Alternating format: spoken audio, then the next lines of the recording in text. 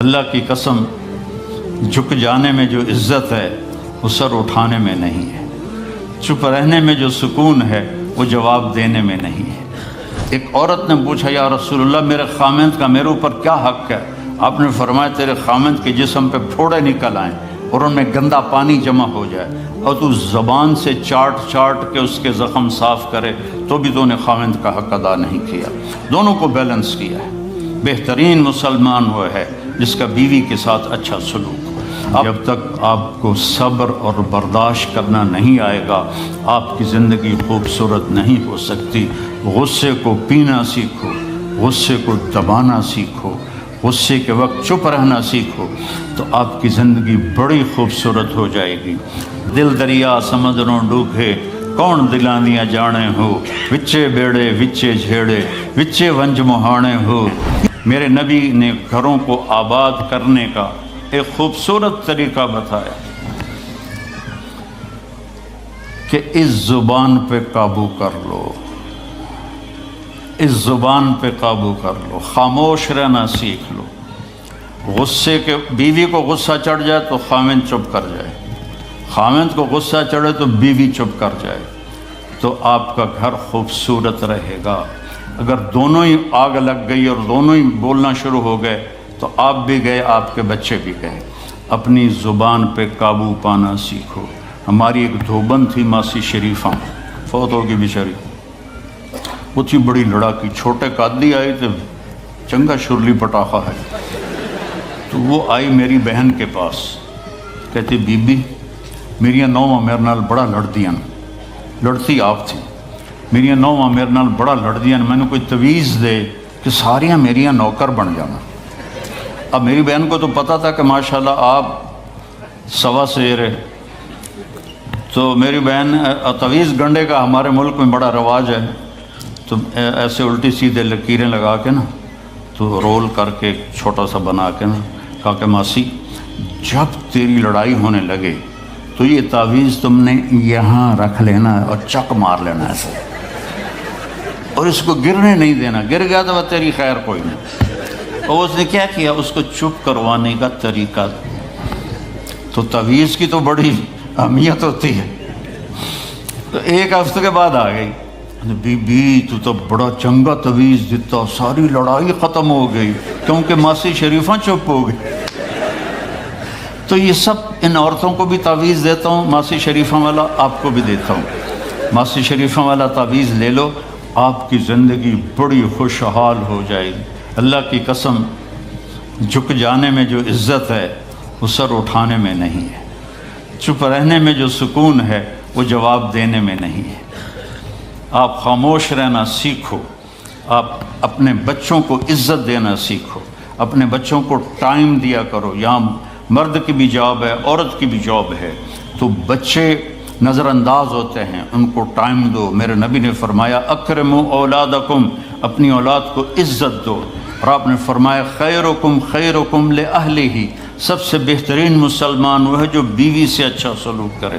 اور ایک عورت نے پوچھا، یا رسول اللہ میرے خامند کا میرے اوپر کیا حق ہے؟ آپ نے فرمایا تیرے خامند کے جسم پہ پھوڑے نکل آئیں اور ان میں گندا پانی جمع ہو جائے اور تو زبان سے چاٹ کے اس کے زخم صاف کرے تو بھی تو نے خامند کا حق ادا نہیں کیا۔ دونوں کو بیلنس کیا ہے۔ بہترین مسلمان وہ ہے جس کا بیوی کے ساتھ اچھا سلوک ہو۔ آپ نے 11 شادیاں کی، یہ شوق کی نہیں تھیں، یہ اللہ کے حکم کی تھیں اور ہمیں زندگی سمجھانے کے لیے تھیں کہ آپ یہاں رہو یا کہیں اور جگہ رہو، جب تک آپ کو صبر اور برداشت کرنا نہیں آئے گا آپ کی زندگی خوبصورت نہیں ہو سکتی۔ غصے کو پینا سیکھو، غصے کو دبانا سیکھو، غصے کے وقت چپ رہنا سیکھو تو آپ کی زندگی بڑی خوبصورت ہو جائے گی، بہت حسین ہو جائے گی۔ زندگی اندر ہے، باہر نہیں۔ اب رولز رائس میں چڑھ کے کوئی اچھی زندگی نہیں گزار رہا ہے، لائف تو اندر ہے۔ دل دریا سمندروں ڈوبے کون دلاندیاں جانے ہو، وچے بیڑے وچے جھیڑے وچے ونج مہانے ہو۔ یہ اندر ہے، لائف اندر ہے۔ اور کیا لطف انجمن کا جب دل ہی بجھ گیا ہو، جب اندر بجھا ہوا ہو تو پھر باہر کی چیزیں کوئی مزہ نہیں دیتی۔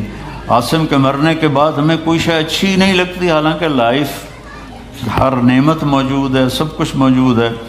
میرے بیٹے کا نام عاصم تھا جو فوت ہوا ابھی جب 36 سال کی عمر میں، تو کوئی شے اچھی نہیں لگتی کہ اندر ویرانی آ گئی۔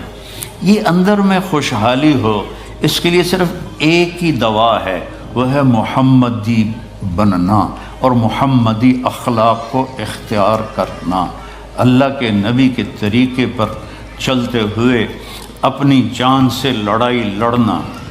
ایک ہمارا دوست تھے، وہ تبلیغ میں گئے تو ان کو داڑھی رکھنے کا شوق ہو گیا، اب بیوی ان کی رکاوٹ بنے کہ داڑھی رکھو گے تو مجھے طلاق دینی ہوگی۔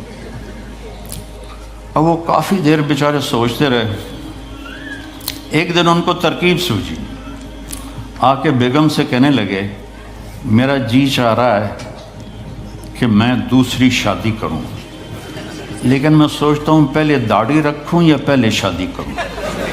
تو ان کی بیگم نے کہا پہلے داڑھی رکھ لو، پہلے داڑھی رکھ لو۔ تو ایسے اپنی بیگمات کو مناؤ پیار محبت سے۔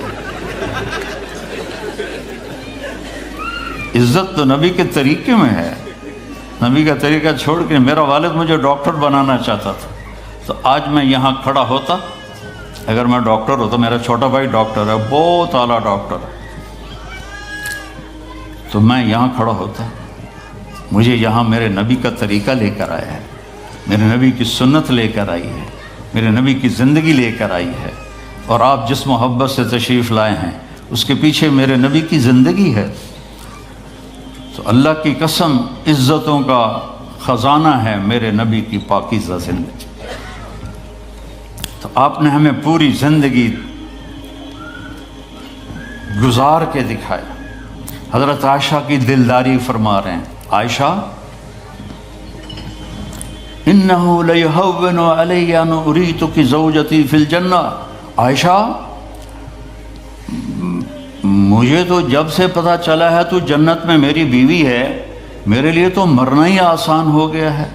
بھلا جس نے رب کو دیکھا ہو اس کے لیے کسی اور کی حاجت رہ جاتی ہے؟ باقی یہ صرف دلداری کے لیے تھا۔ ایک دوسرے کی تعریف کرو، ایک دوسرے کے لیے اظہار محبت کرو۔ آج کا ماحول ایسا ہے، بیگم سے کہو گے آئی لو یو، کی خیرت ہے کیوں ہے؟ وہ تم سے کہے گی آئی لو یو تو تم بھی پوچھو گے خیرت ہے، کوئی چکر تو نہیں آ رہا؟ اظہار کرو، اظہار محبت کرو، اس سے آپ کے پاؤنڈنگ ہوگی۔ اولاد کو ماں باپ سمجھتے ہیں بس ہماری اولاد ہے، ہمیں ان سے پیار ہے، ان کو عزت دو، ان سے اظہار محبت کرو۔ ڈاکٹر عبدالحی صاحب ایک بڑے بزرگ گزرے ہیں، وہ اپنے ایک مرید کے ہاں کھانے پہ گئے تو پوچھنے لگے کھانا کس نے بنایا؟ تو مرید نے کہا جی میری بیگم نے بنایا۔ کہا اس کو بلاؤ۔ ان کی بیگم آ گئی تو فرمانے لگے بیٹی آپ کا کھانا کھایا بہت ہی اچھا تھا، بہت مزے کا تھا۔ وہ رونے لگی دھاڑ دھاڑ۔ تو وہ ڈاکٹر صاحب پریشان ہو گئے کہ بیٹی خیریت تو ہے، کیا ہوا؟ تو وہ کہنے لگی حضرت آپ کے مرید کے پاس مجھے 30 برس ہو گئے، 30 سال، کبھی ایک دن اس نے میری کسی چیز کی تعریف نہیں کی۔ تو اظہار کرو، اظہار کرو۔ حضرت فاطمہ وہاں سے دروازے میں داخل ہو رہی ہیں، آپ کمرے میں بیٹھے ہوئے ہیں یا لیٹے ہوئے ہیں یا کرسی پر ہیں یا زمین پر ہے، جو ہی حضرت فاطمہ تھے تو ایسے تیزی سے آگے بڑھتے تھے، وہیں نہیں کھڑے رہتے تھے، اور ایسے حضرت فاطمہ کا ہاتھ پکڑ لیتے تھے اور اس کو یہاں بوسہ دیتے تھے، اور کبھی ماتھے کا بوسہ لیتے تھے، پھر ہاتھ پکڑے پکڑے ان کو ایسے لاتے اور چارپائی پہ بٹھاتے، اس کے بعد خود بیٹھتے تھے۔ یہ میرے نبی کی عزت ہے اولاد کے ساتھ۔ یہ عزت دو، وہ تمہارے رہیں گے، تمہارے بن کے چلیں گے۔ ان کو نصیحت کی ضرورت نہیں ہے، ان کو تمہارے پیار کی ضرورت ہے۔ اور جب اللہ کے نبی حضرت فاطمہ کے گھر جاتے تو حضرت فاطمہ یہ کرتی تھی، وہ کھڑی ہو جاتی، آگے بڑھ کر اللہ کے نبی کے ماتھے کا بوسہ لیتی، پھر ان کا ہاتھ پکڑ کے ان کو چارپائی پہ بٹھاتی پھر خود نیچے بیٹھتی تھیں۔ تو اظہار بہت بڑی دوا ہے، بہت بڑی غذا ہے۔ انسان محتاج ہوتا ہے اچھے کیے کہ وہ تعریف چاہتا ہے، خوشامد نہیں ہے، خوشامد حرام ہے، اور تعریف واجب ہے کہ اس کی حوصلہ افزائی کرو۔ تو یہ آپ کے بڑے گھر سے اور بڑی گاڑیوں سے آپ کی زندگی خوبصورت نہیں بنے گی، نبی پاک صلی اللہ علیہ وسلم کی مبارک زندگی کو اپنانے سے آپ کی زندگی خوبصورت بنے گی۔ باقی سب دھوکہ ہے، میرے رب کی قسم، سب فریب ہے۔ کچھ سال پہلے یہاں سے کوئی بڑے تاجر کی بیگم گئیں وہاں لاہور، تو مجھے انہوں نے ملنے کی خواہش ظاہر کی، تو ملانے والے نے کہا کہ یہ خاتون کے جو خامد ہیں وہ پاؤنڈ میں اربوں پتی ہیں، پاؤنڈ میں۔ کہا ٹھیک ہے۔ وہ آ گئی اور آ کے رونا شروع کر دیا کہ لوگ مجھے سمجھتے ہیں میں بڑی خوش قسمت ہوں، بڑی دولت ہے، بڑی گاڑیاں ہیں، لیکن میں سب کو کیا کروں، میرے خامد کا سلوک ہی اچھا نہیں۔ ہر شے اس نے زیرو کر دی کہ سلوک اچھا نہیں۔ اس کے چند دن بعد ایک اور واقعہ پیش آیا۔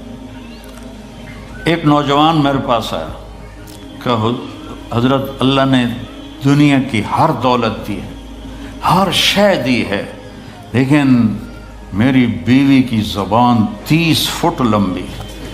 میں کہا 29.5 فٹ کاٹ دے باقی ران دے۔ کہ اس کی زبان بڑی لمبی ہے، میں تنگ، اگر بچے نہ ہوتے تو میں اس کو طلاق دے دیتا۔ تو بھائی بہنوں، بچوں، بچیوں، اگر زندگی کو خوبصورت بنانا ہے تو نبی کا طریقہ ہے، اللہ کی قسم اس کے سوا کوئی طریقہ نہیں۔